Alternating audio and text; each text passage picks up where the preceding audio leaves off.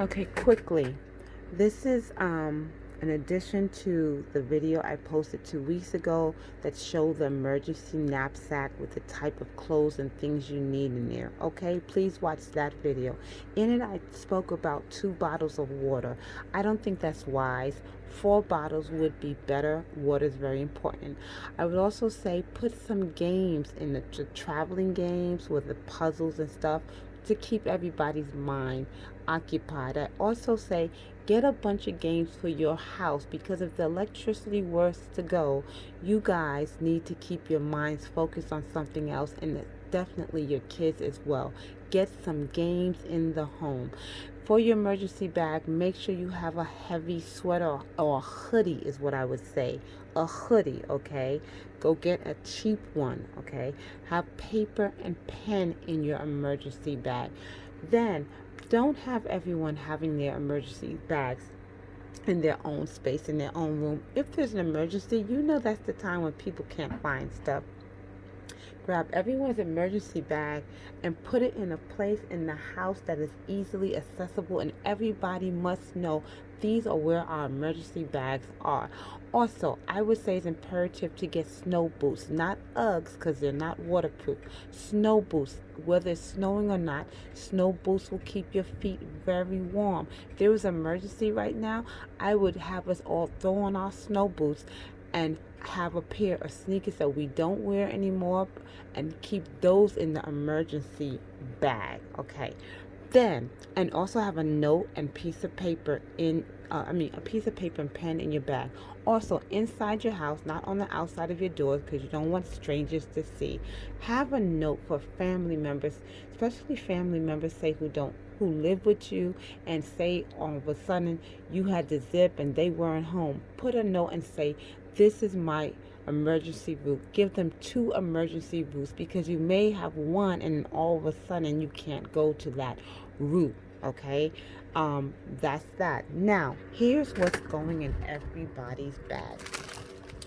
A long time ago, we had packed some emergency stuff, and since then we've eaten them up. This was years ago. John went out back then and he bought Ziploc bags. Very smart. And before I forget, I want to write on the Ziploc 2020 purchase, like March and September. So we know that, whatever if, even if there's an emergency, that whatever we don't eat, that it doesn't spoil, that we can eat it and then replace it with something else. Okay. So, very important. Even the emergency food in your home that you're keeping in your home that's not going in your knapsack, you want to put some of these things, especially like bars, you want to put them in a bin, a plastic bin with a cover. Most houses have rodents, and we have had rodents. We have had mice, okay? And the last time we did this, we had a bin and we had the cover, but the cover was not on tightly. A mouse got in there and started chewing up our emergency food. We were not happy. Expensive stuff went down the drain. Now, try to have emergency, not even try, have for at least 1 week. I'm trying for 2 weeks. Now, I have 2 bags. The reason being is not for it to be 1 week, 2 week. But it's going to work out that way. The reason why I have 2 is because I don't think it's wise to have everything in one plastic bag. What if something happened with this one plastic bag and that's all I had? That means I don't have any food. So I was like, divvy it up. Now, also, say to yourself in an emergency, everyone does not have to eat 3 times a day. Twice is enough. So in each bag, have 14 items for 2 weeks. 14 items, 2 things a day. Okay. BJ's has this wonderful tuna fish. I'm talking fast, so I don't want a long video. Wonderful packet tuna fish, 2.5 ounces. It's awesome. We also have trail mix in this particular bag. We have mega trail. I have 2 of them in this bag. Okay, I think 4 of these. I also bought the Ritz crackers with the cheese. I wish I didn't buy that. I didn't know that had high fructose in it. And the reality is I'm not counting that as food to fill anybody's body because that is like water, honestly, so that doesn't work. I have to get 14 items in here.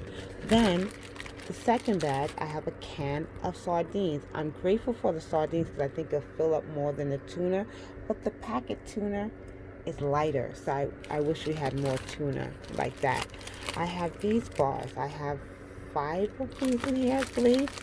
And then we have some protein bars. Honestly, we don't buy these things, so, but it doesn't matter. They're for emergency. And then each person is going to get these 2 bags. It's going to go inside their knapsack with everything else. And like I said, everybody's going to see the bags. Then an adult should have 2 bags. Not only do they have 1 knapsack with their clothes and 2 of these and all the stuff I said in the other video, but there should be another bag that adult carries. The reason being is that what if you end up needing more food? Have another bag with extra food, extra bars. That bag just has extra food for everyone. Listen, go get your household prepared. Don't say to yourself, well, maybe I can run to this person's house to get some food. And a lot of people, that's unfortunately what's going to happen, because some people are not preparing. Get yourself prepared, because you cannot expect the next person to help feed you if you have not prepared. It's not fair. It's not right. Get your stuff together. Okay? Well, the sad thing is that if someone financially can't, that's really rough, but even for those of us who are unemployed, make a way. What we decided was that our next shopping, which was just recently, was not about food for the house to eat. That's all good and well, maybe 1, 2, 3 items, whatever, but that was focused shopping on emergency food. God bless you all.